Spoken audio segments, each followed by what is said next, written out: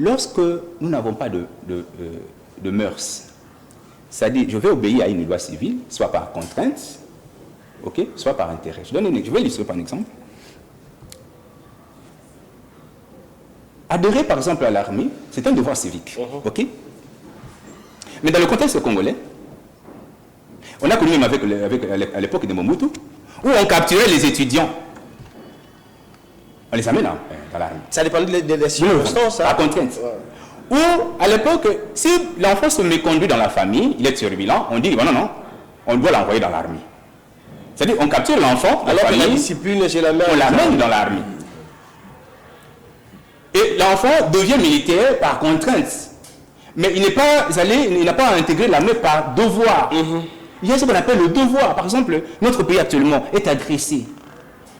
Et la patrie nous appelle à la responsabilité de défendre la patrie. Donc on doit répondre, est-ce que par contrainte ou par devoir? Ou par intérêt? Aujourd'hui, on sait par exemple qu'après la formation, 6 mois de formation militaire, on octroie le numéro matricule, c'est ça que nous apprenons. Alors aujourd'hui, la jeunesse peut se retrouver face au chômage, on se permet d'entrer dans l'armée justement pour obtenir un numéro matricule par exemple. Donc on entre dans l'armée par un intérêt. Et vous pensez qu'on sera un bon militaire? Prochaine marque. Je prends un autre chapitre, d'autant plus qu'il y a vraiment de la matière dans cet ouvrage. Il est non seulement à nous répondre brièvement pour qu'on puisse passer aussi si vite. Vous avez touché encore à la médecine en les collant avec gymnastique morale.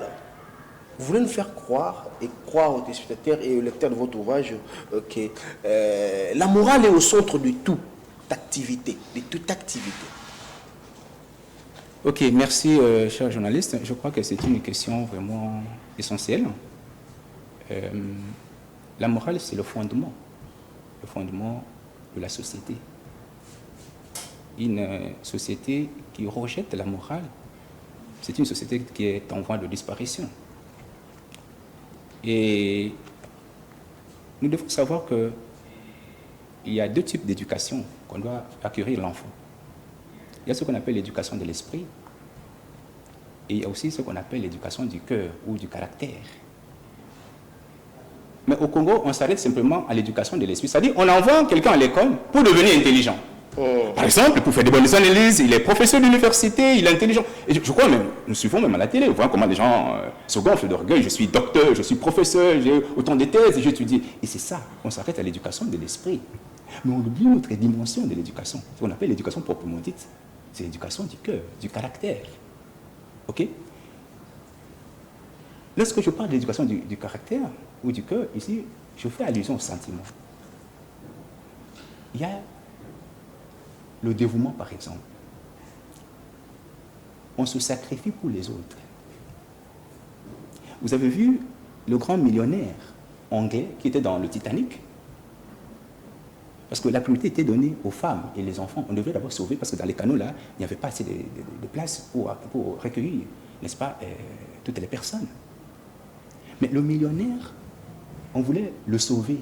Il dit, la règle a été déjà dite, on doit d'abord privilégier les femmes et les enfants. Je préfère mourir. Et le millionnaire est mort. Vous voyez le sens du dévouement.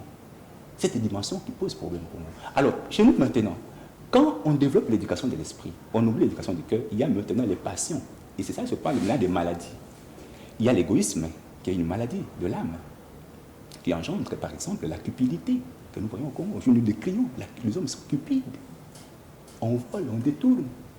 Et quand on est dans la cupidité, on est dans la trahison, on trahit. On est dans l'exploitation, on peut exploiter les autres. C'est là où que la corruption devient possible. Alors, je pense que quand quelqu'un se trouve dans cet état de cupidité, d'avarice, n'est-ce pas, d'égoïsme, de lâcheté, de jouissance, il est malade. Donc on doit le guérir. C'est ça que je parle de la médecine. Je parle de la gymnastique morale. Avant-dernier chapitre, je parle de la gymnastique et morale. La médecine morale. Voilà. C'est-à-dire qu'il faut, pour se dépouiller de ces sentiments, ce n'est pas facile. Et ça demande une certaine éducation morale. Il y a une question, d'un journaliste qui nous suit depuis quelque part, M. Junior Tundile, qui est le directeur des informations de cette chaîne éducative.